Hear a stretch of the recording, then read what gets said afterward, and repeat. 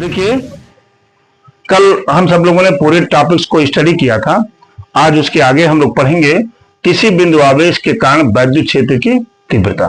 ध्यान से देखिएगा हमारी बात। मान लीजिए कोई आवेश ये रखा हुआ है यहां, जिस आवेश का नाम क्या है? Q। हमने लिख दिया कि आवेश इस पर कितना है? Q है। इसी से R दूरी पर, इसी से R दूरी पर कोई बिंदु P है, कोई बिंदु P है। कहां पर? R दूरी पर स्थित है कोई बिंदु P है, जहां पर एक परीक्षण आवेश Q0 रखा हुआ है। Q0 मत पढ़िए, Q0 पढ़िए।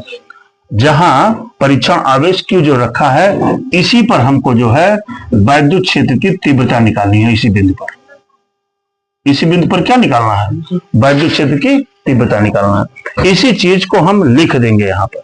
क्या करेंगे? माना करके। देखिए, जो चीज हमने यहां कहा लिखेंगे माना। देखिए, माना कोई आवेश, कोई आवेश Q शुरू है बवाल चलेगी। तो आप क्या करेंगे? देखिए, लिखेंगे माना कोई Q प्लस Q लिख दीजिए, प्लस Q आवेश, आवेश बिंदु O पर रखा है। कहां लिखेंगे? बिंदु O पर रखा है, ठीक है। जिसका जिसका परावैद्युतांक, जिसका परावैद्युतांक K है, ठीक है। फिर लिखेंगे प्लस Q आवेश से, प्लस Q आवेश से R दूरी पर स्थित, R दूरी पर स्थित कोई बिंदु P है, कोई बिंदु P है, जिस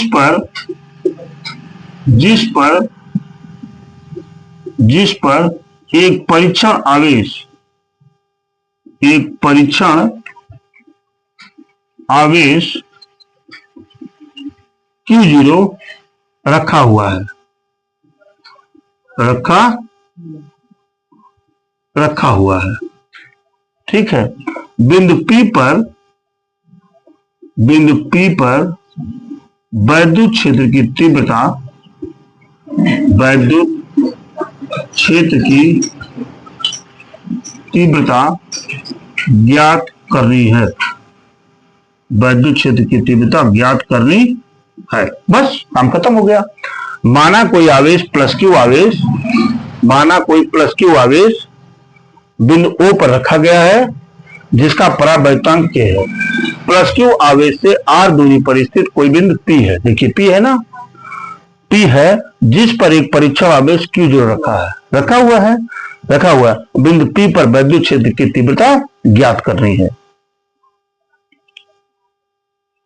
ठीक है। अब देखिए, दो आवेश हैं, Q है और क्या है? Q0 है। तो लिखेंगे कूलाम के नियमानुसार, कूलाम के नियमानुसार, ध्यान दीजिएगा, कूलाम के नियमानुसार परीक्षण आवेश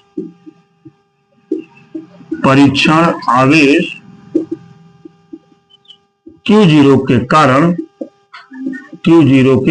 कारण लगने वाला बल, देखिए आप जानते हैं लगने वाला बल F इक्वल टू कितना होता है? 1/4 pi epsilon 0 K into Q0 अपान R स्क्वायर होता है कि नहीं होता है? ये आप जानते हैं कि कूलाम के नियम से हो गया ये। अच्छा, ये हो गया आपका क्या? इक्वेशन 1। आगे की बात करते हैं। देखिए, आगे की बात करते हैं। आगे है, देखिए, हम जानते हैं कि बिंदु P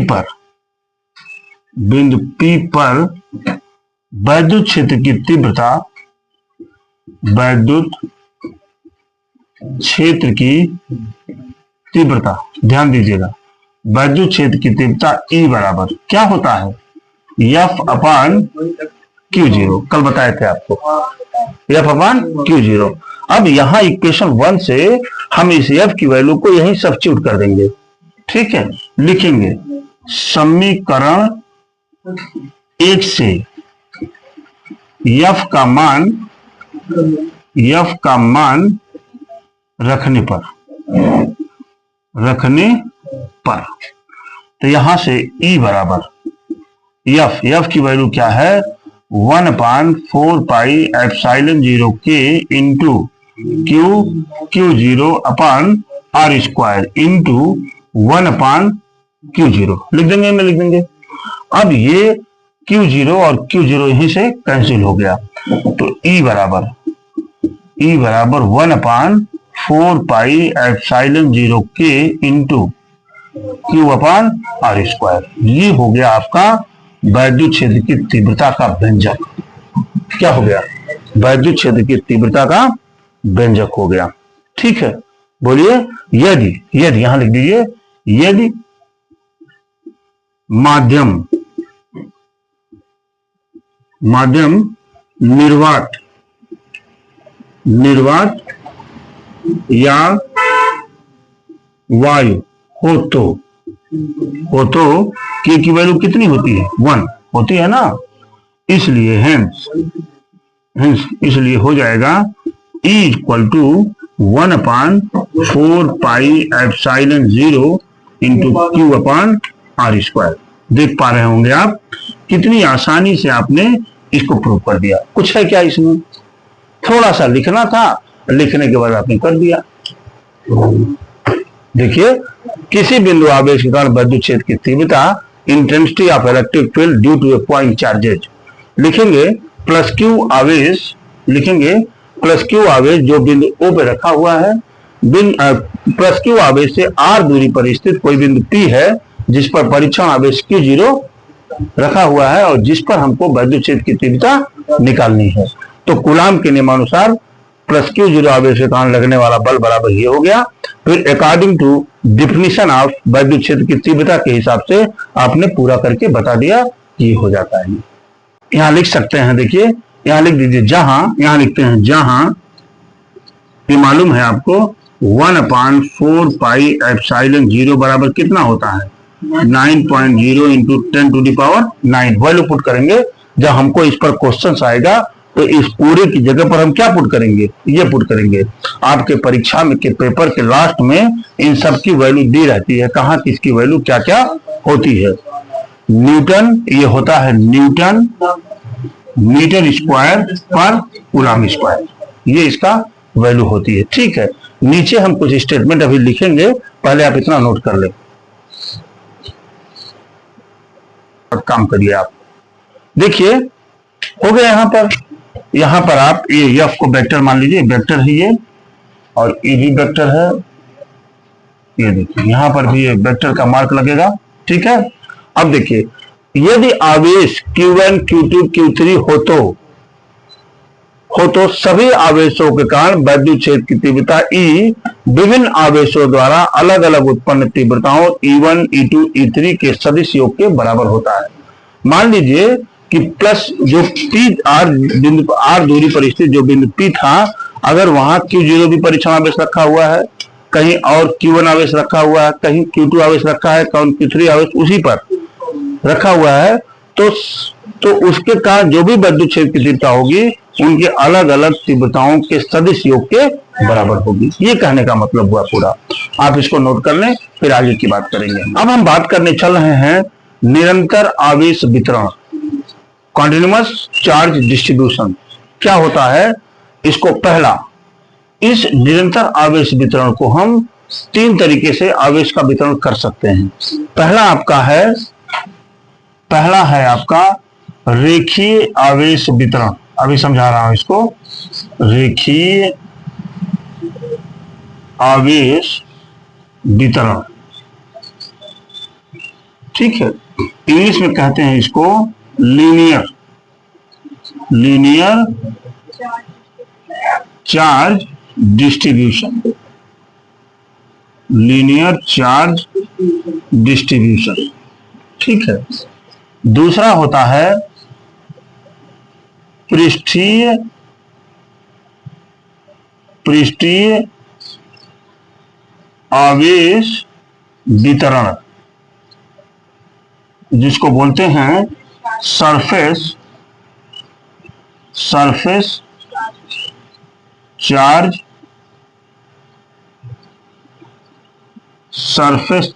डिस्ट्रीब्यूशन। और तीसरा है बेटा यहां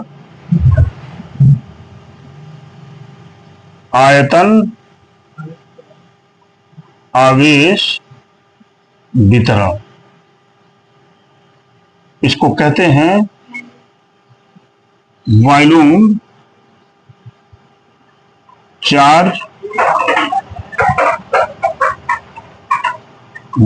चार्ज डिस्ट्रीब्यूशन। ठीक है। पहली चीज हम समझने का प्रयास करते हैं। पहला क्या है, अभी डिफिनेशन बता रहा हूं।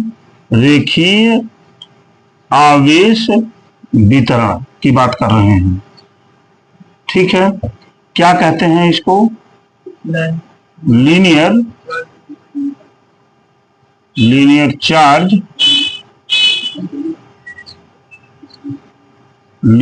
Charge distribution. देखिए यहां लीनियर शब्द लगा हुआ है, ध्यान दीजिए हमारी बात। यहां क्या लगा हुआ है? रेखीय। रेखीय मतलब लीनियर।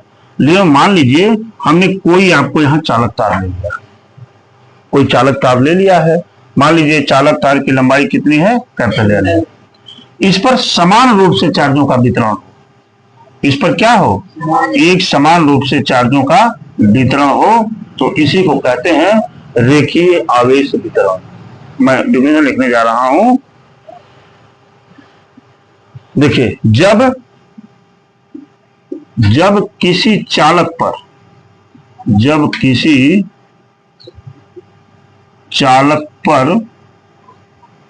आवेश जब किसी चालक पर आवेश का वितरण जब किसी चालक पर आवेश का वितरण एक समान रूप से होता है, एक समान रूप से होता है, तो इसे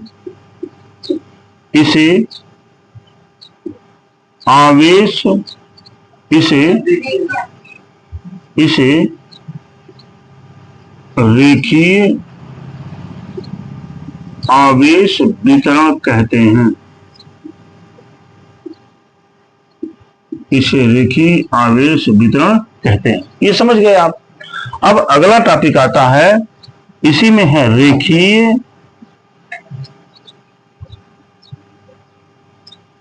आवेश घनत्व। इंग्लिश में कहते हैं इसको लीनियर चार्ज डेंसिटी।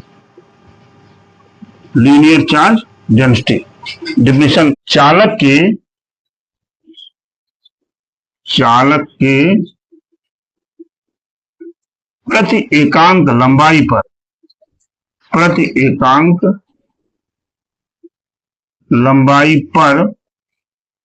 चालक के प्रति एकांक लंबाई में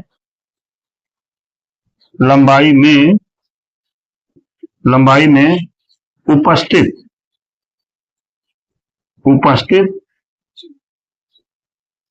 आवेश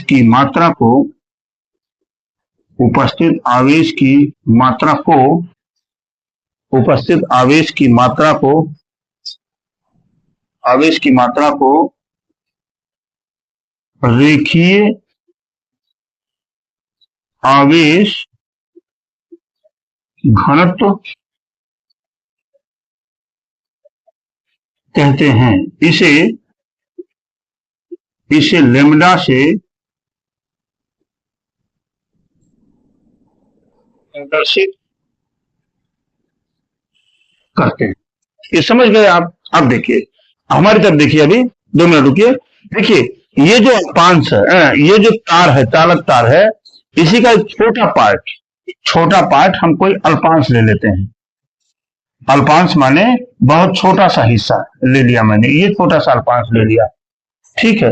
ये एल है ना, तो अल्पांश की लंबाई हम डीएल लेते हैं। मान लीजिए इसकी लंबाई क्या है, डीएल। डीएल जो है, डी इसलिए लगा देते हैं एल के पास कि बहुत छोटी सी लंबाई है, ये डीएल है। अच्छा, क्योंकि चार्ज इस पर वितरित है, चार्ज एक समान रूप से वितरित है ना, तो इस अल्पांश पर मान लेते हैं चार्जेज क्या है, डी क्यू है। भाई इस पर भी कम आवेश होगा, बोलिए, बात समझ रहे हैं ना, ये आवेश हो गया। अब देखिए यहां से हम लिखते हैं कि रेखीय आवेश घनत्व लैम्डा बराबर, देखिए यहां से हम लिखते हैं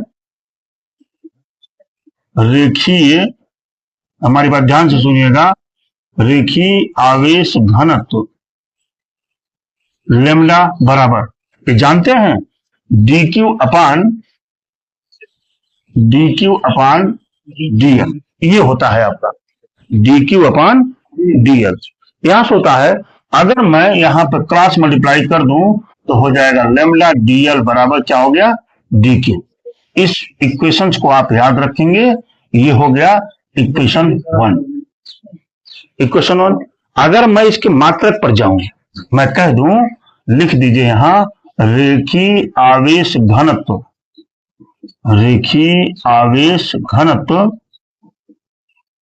का मात्रक बड़े हिसाब से कह सकते हैं कि Q का मात्रक होता है कूलाम, और L का मात्रक लंबाई है, ये कूलाम प्रति मीटर होता है ना। अगर मैं इसके बीमा की बात कर लूं, देखिए इसकी बीमा की बात करूंगा तो यहां क्या है, Q है। Q माने क्या होता है, IT अपान इसके माने क्या हो गया, L, या ऐसे लिखिए, यहां Q का मात्रक हो जाएगा एम्पियर इंटू क्या, एम्पियर इंटू सेकेंड अपान क्या हो गया, मीटर, यही तो हो जाएगा, बोलिए। और यहां से हो जाएगा AT अपान क्या, L, हो गया कि नहीं। यानी लिख सकते हैं आप L पर पावर -1 T और A, ये इसका मात्रक बीमा हो जाएगी इसकी। क्यों, बात समझ गए। अब मैं कह रहा हूं, देखिए ये थोड़ी सी लाइन गड़बड़ हो गई यहां, ये देखिए इस अल्पांश से R दूरी पर स्थित, कहां से, कोई बिंदु P है, इस अल्पांश से R दूरी पर स्थित कोई बिंदु P है, जहां पर एक परीक्षण आवेश Q0 रखा हुआ है।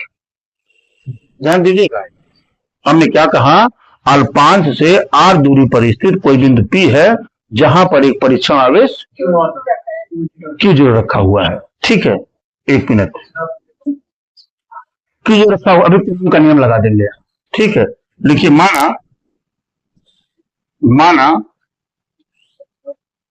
अल्पांश से R दूरी पर स्थित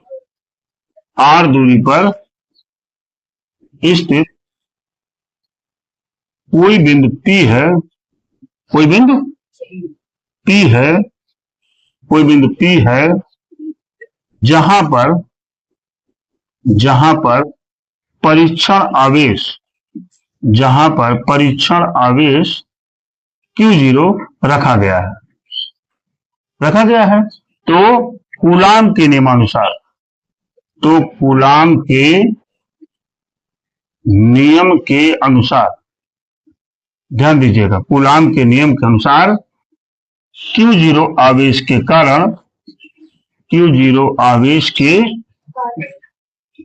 कारण लगने वाला बल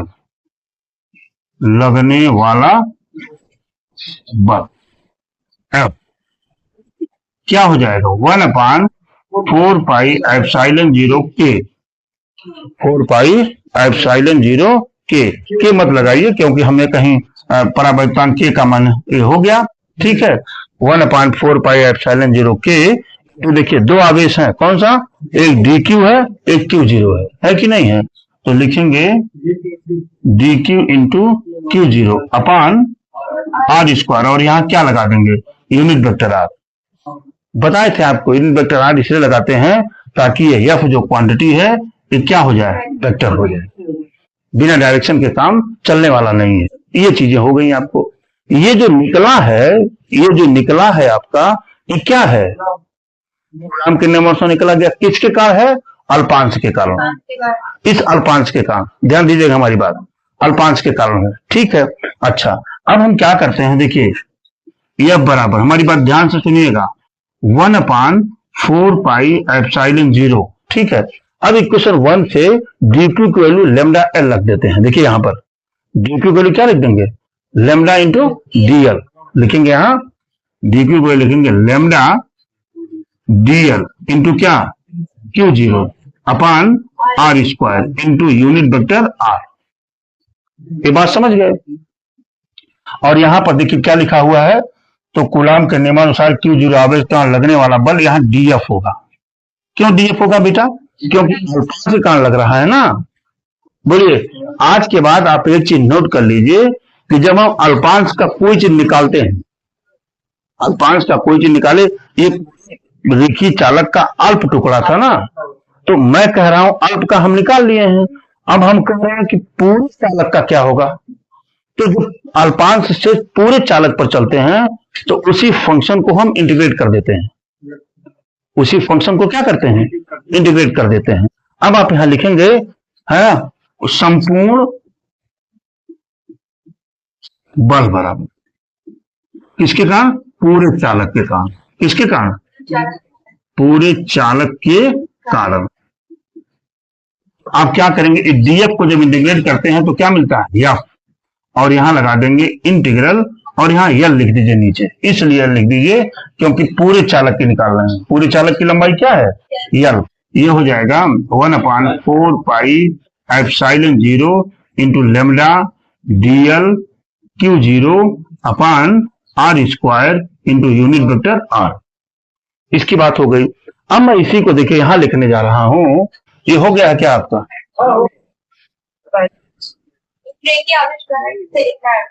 चलिए ठीक है, इसको मैं हटाता हूं यहां से। देखिए जब हमने यहां किया तो यहां से यह बराबर, देखिए ध्यान दीजिएगा, यह बराबर हो जाएगा, जो कांस्टेंट हो बाहर निकाल लीजिए।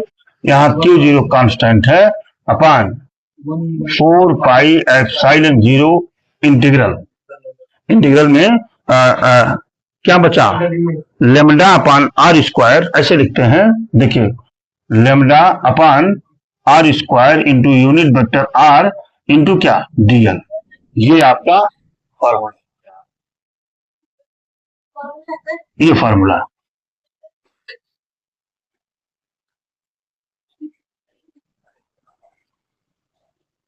ठीक है, बड़ी अच्छी बात, ये इसका फॉर्मूला हो गया। ये जो फॉर्मूला आया हुआ है ये क्या है, संपूर्ण चालक के लिए।